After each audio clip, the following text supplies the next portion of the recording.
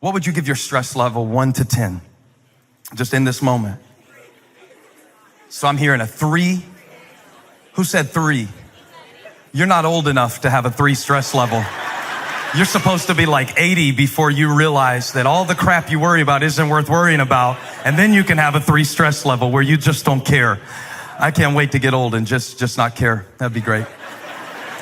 You're too young for that. But somebody said 10. Did you say 10? And I'm not going to ask you why. In fact, I don't even have to. All right, here's what we'll do. We'll do another one real quick. I know this is personal, but at every location, play along. Just close your eyes. Get the thing on your mind that is the greatest source of stress in your life at this very moment. And you better not be picturing me. All right, get it on your mind. What is the single greatest source of stress in your life? We'll broaden it a little bit. Not in this very, very moment, but in this season of your life. All right, you got it? Now, open your eyes. You're gonna be shocked, but I know what you were thinking. I know this much. I know that the thing that you thought of fell into one of the following 4 categories. Okay, it was either related to a place, a pace, a problem, or a person. Or maybe peoples, just in general, all of them, every last one of them, just human beings, Homo sapiens. So it's either a place that you're going after this, or even for some people, church can be stressful. It can be stressful I'm sure it's stressful to come to Elevation.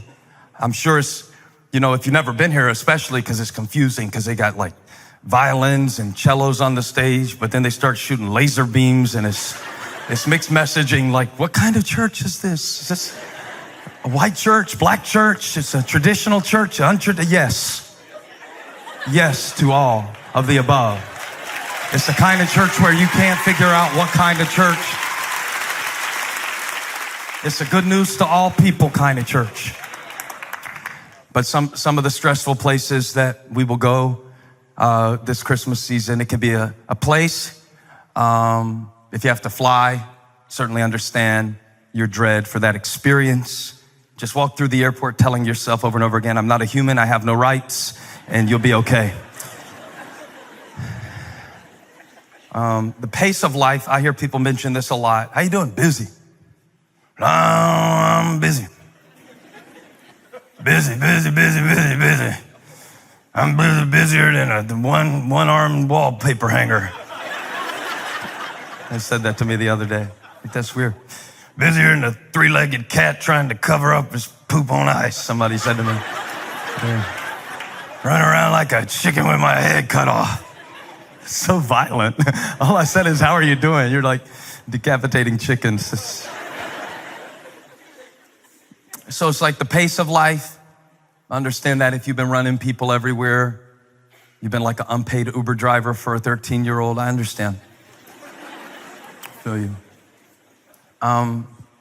Sometimes it comes down to a problem in your life that is persistent, and sometimes it comes down to one that you're just pushing through right now. A lot of people listening to me preach right now are having a hard time focusing with their minds because of the pain in their body. Or what can be even worse, somebody that you love that you can't do anything to comfort them, and that can be difficult. And really, the 4th category that I mentioned, people, that's really the whole thing. Which is why when I asked you to imagine in your mind the source of your stress, the greatest source of your stress, I was very clear. I said, imagine it, because some of you would have started pointing if I would have let you, which is a bad idea.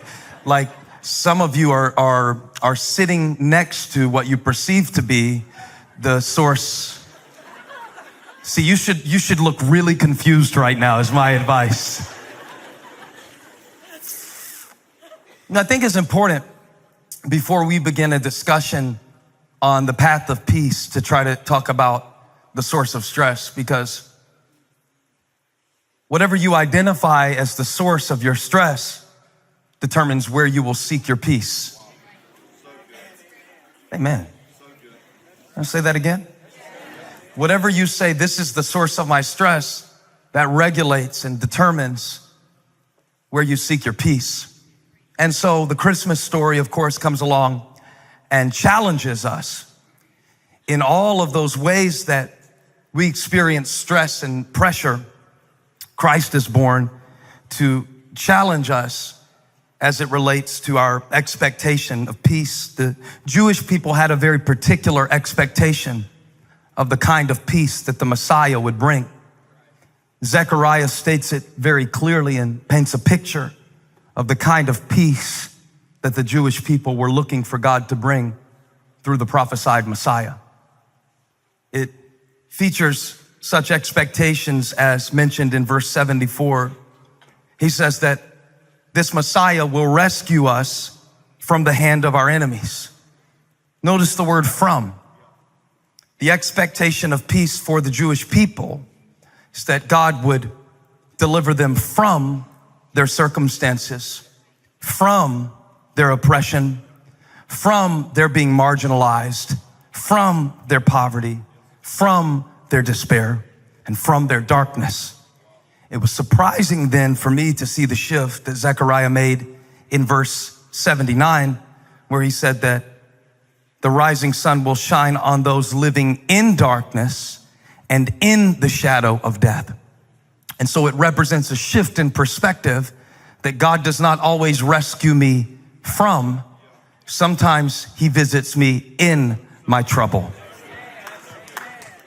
And for so many years, I have thought that the thief of my peace was other people or certain places or the schedule of my life, which is kind of funny because I'm the one who said yes to all that stuff that I'm stressed about. And so now I'm asking God to take away the things that I committed to. And I've tried so long, to arrange my life in such a way that I would no longer experience those stressful events and stressful people. And if God would just change them and if everybody would just act the way they should act for a little while this Christmas. But the Lord has been speaking to me in these last few days about the path of peace. And what I realized the more I reflected on this promise of peace that God gives us, Isaiah 9:6, his name will be called Wonderful Counselor, Mighty God, Everlasting Father, and the Prince of Peace. But notice the prophet didn't call him the Prince of Convenience or the Prince of Ease or the Prince of Comfort or the Prince of my preferences.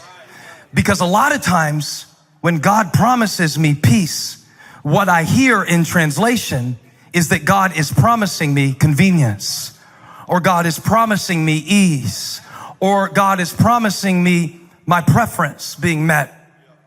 But the Lord has been speaking to me, and maybe you don't need to hear this, but just in case you do, it is impossible to experience peace when you are expecting perfection. See, my problem, I'm coming to realize this, it's not other people, it's not the place, it's not the pace, and it's not the problem. The problem is not the problem. I can tell you the problem is not the problem because Jesus was born in a manger. The angel appeared to shepherds. So the shepherds were the people that you would least expect the herald to make the announcement of the birth of the Son of God. And yet he showed up to the least likely people in an unlikely place. So it's not the people. It's not the place. It's not the pace. The shepherds were always on the move from place to place to place to place. It's not the place. It's not the pace. It's not the people. It's not the problem. Here's my problem. My problem is that I can't receive peace because I'm expecting perfection. And the angel said, are y'all going to help me preach or it's just me today? I'll make it quick.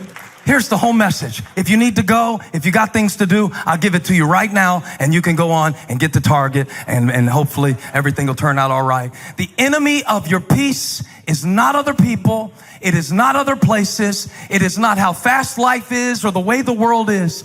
The enemy of your peace is your insistence on perfection. And when heaven came down and appeared to humanity, it was not in the form of perfection. In fact, God did not come down looking like a deliverer. He came down looking like a dependent. He came down as a baby. And so when the Prince of Peace came, he didn't come dressed in power. He came in Pampers. Why? Because God wanted you to know that he's going to bring you peace, but not like you expected him to bring it. It's not going to look like you pictured it. It's not always going to fit your preferences. It's not always going to live up to your exact specifications of the performance of people. So if I'm going to live at peace, I've got to surrender my expectation of perfection.